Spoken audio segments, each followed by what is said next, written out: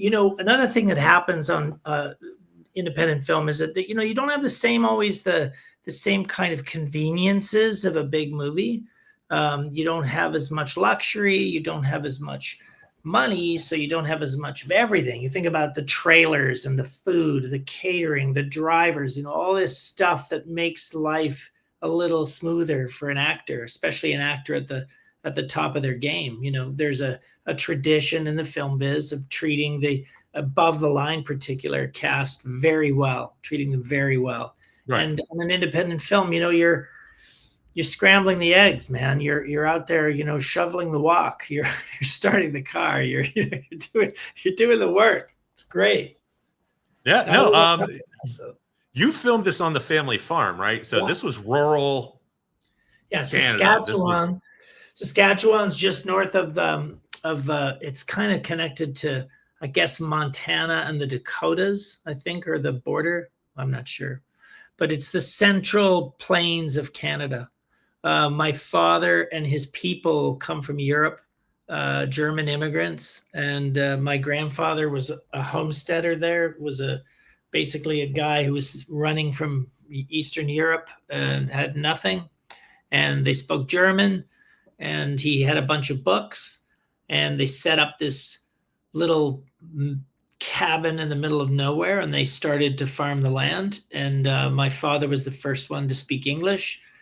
He ordered the seed because my grandfather couldn't be understood, and this history is like 2 generations, it's crazy. And my cousin, who continues to farm the land to this day, has kept the old house that they were born in, that they lived in when my father and his father were young. That's where they lived, and it's epic. It's incredible. And I wanted to film it my whole life, and before it goes away, and the cracks on the walls, the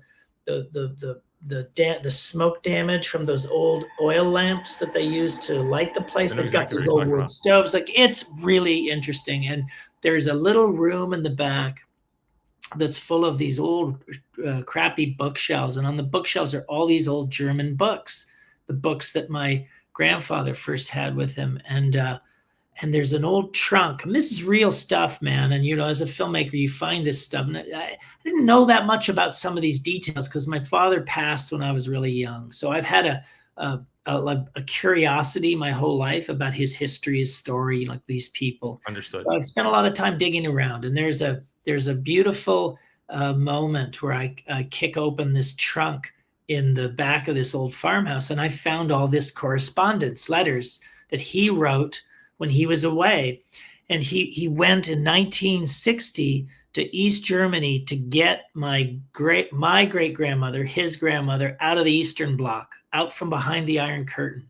She was a refugee after World War II, a German woman, very poor, now living in East Germany, right behind the Iron Curtain, and stuck there, and totally poor and miserable. And my father got a visa to go across to the Deutsche Democratic Republic, the DDR, and he got her out on a day pass to go and see her sister just for the day. And they let her go because it was, she's old, she's not going to escape.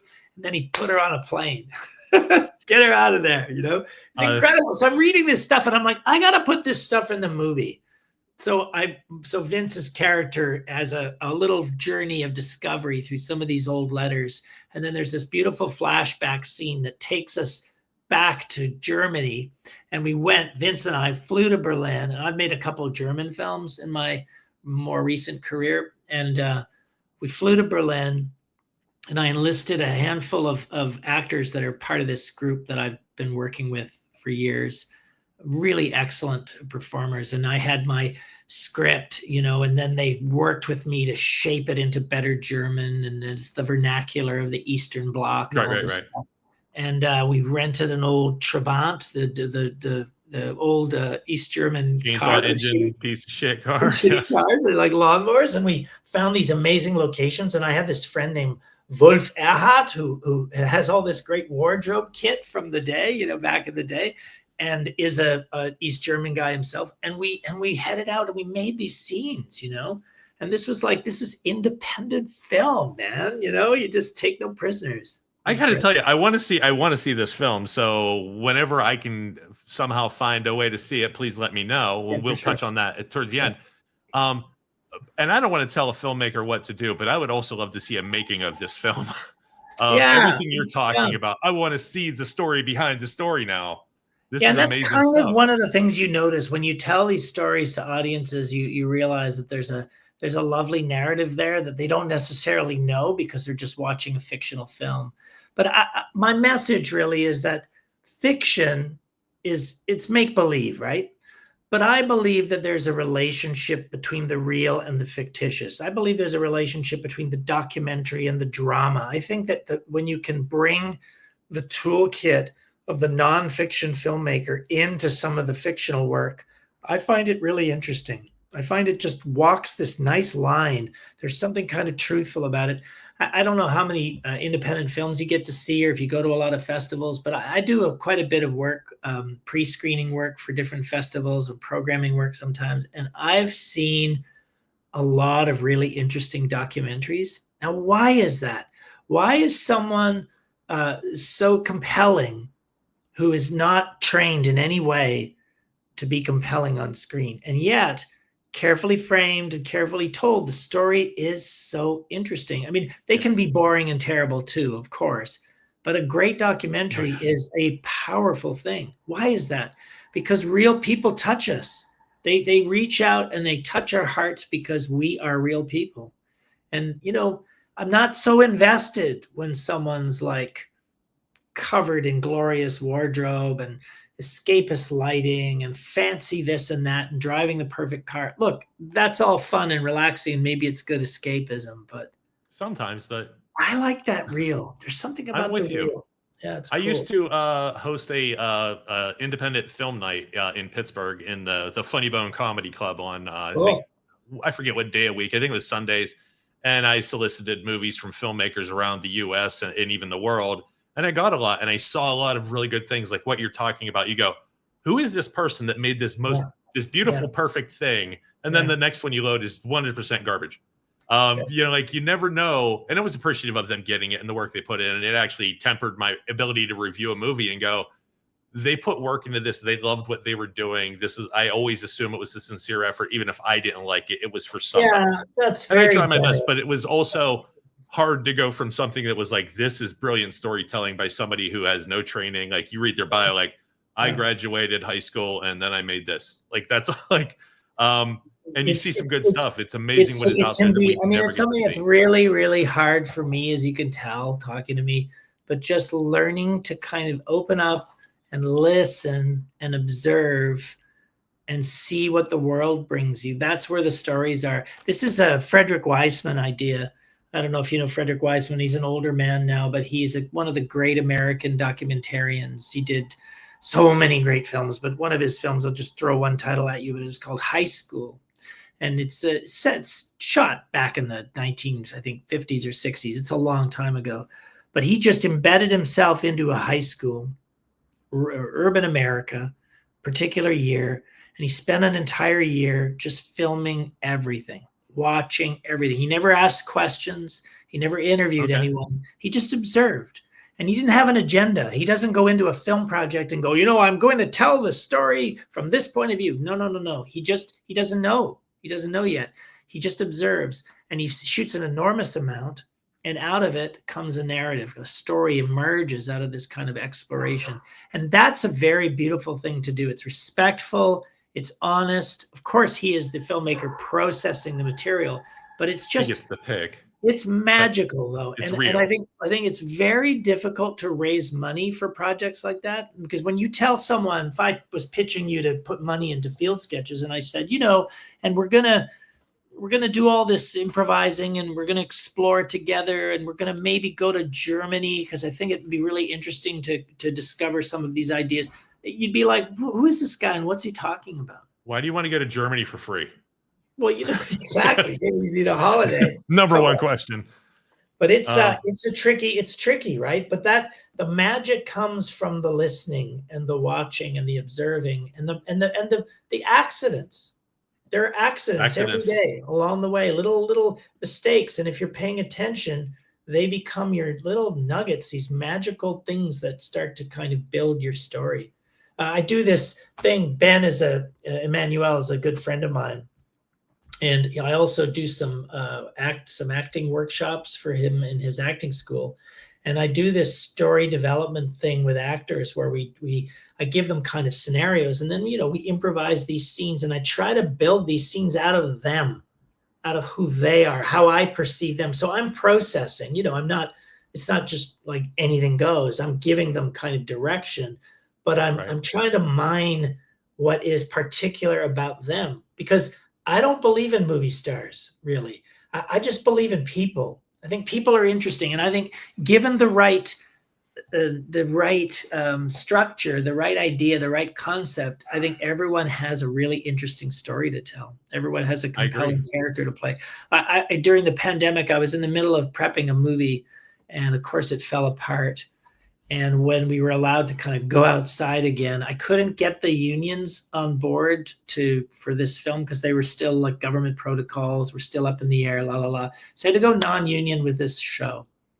And so my cast fell apart, and I had to cast myself I didn't have to, but if I wanted to make the movie, I had to play this character, this one character. It's not the main character, but a character in the film. And the only way I could play this character was to mine the things that I am, how I communicate, what I'm like. And it was really challenging, and I'm not very good. But it was an incredible experience, just because you grow as a director from having kind of your feet in the shoes of the actor, know what that's like. Understanding what they're doing, and you've been surrounded by the best, so hopefully you've heard a thing or two, absorbed a thing or two, and you at least know how to approach it, right? So if you want to watch me in a movie where I'm acting, which is a big ask, but it's you got to go to Tubi. If you go to Tubi, and you enter my name in Tubi, like query, you'll come up with some of my titles. I got a bunch of films on Tubi. It's easy to see some of my work. This one's called Evelyn. It's about an African woman, and the poster's like a Black woman, profile of her face. But it's my acting debut. Okay, all right, I'll give it a try. We only have a little bit of time left, and actually we're technically over. I wanted to make sure we get out about how people can see your film at the Toronto International Film Festival. I don't know, are there tickets available for this theater at this time? Yeah, just go to the Review Cinema, so review.ca, and we're on there on the program. And I've got a link in my @Carl Bessai Instagram, like right in my bio. There's a link to the tickets, so you can do it that way. It will be streaming in the States, likely on Tubi, fairly soon. And Tubi's free. So when we get that information, we will put it under the video here. In the links. There we go. There's Evelyn. There it is. We just posted in chat. That's my acting debut. Yeah, that's the acting debut. When field sketches come out, we'll also have that link up. Yeah, my distributor is actually based in my distributor is based in Las Vegas and Los Angeles, and they have a pretty good output deal with some of the streamers. So generally, I find my way into the mainstream, but you do have to dig around. Yeah, we're working. We're friends with a company, Typhoon On Demand, and their big thing is putting up shorts and films by independent filmmakers. And I love it because I talk to so many filmmakers and actors and people in the industry, left or right, musician or otherwise, and there's always shorts involved, and I can never see them because they're only submitted to film festivals. And when they're done with that circuit, I still don't get to see it, and it sucks because I want to see some of these ideas. Yeah. So I'm glad that you're doing Tubi. I'm glad it's out there and people get to see as much as look, the streaming thing is great in the sense that it does make it possible to find a lot of stuff you couldn't normally find. We all love that. I just wish it paid a little better. That's one of the things that's frustrating. There's a proliferation of content.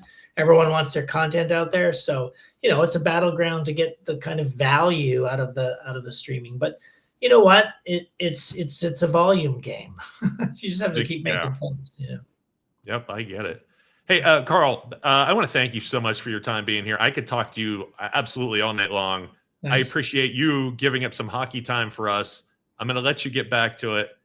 I wish you I mean, I don't need to wish you luck in the future.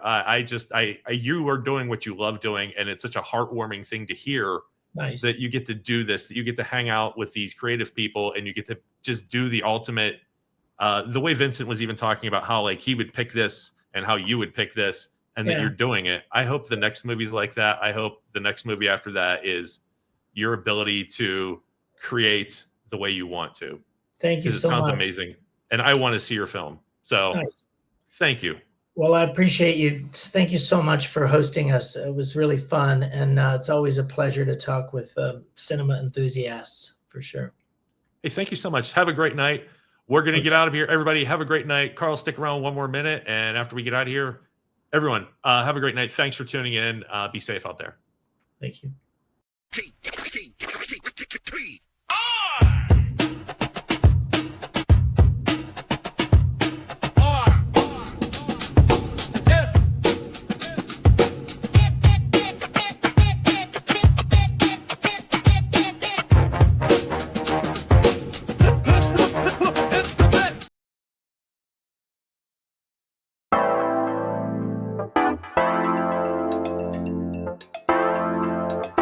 Have a great one. Thank you, everybody. Have a wonderful night. Be safe out there. Treat each other well.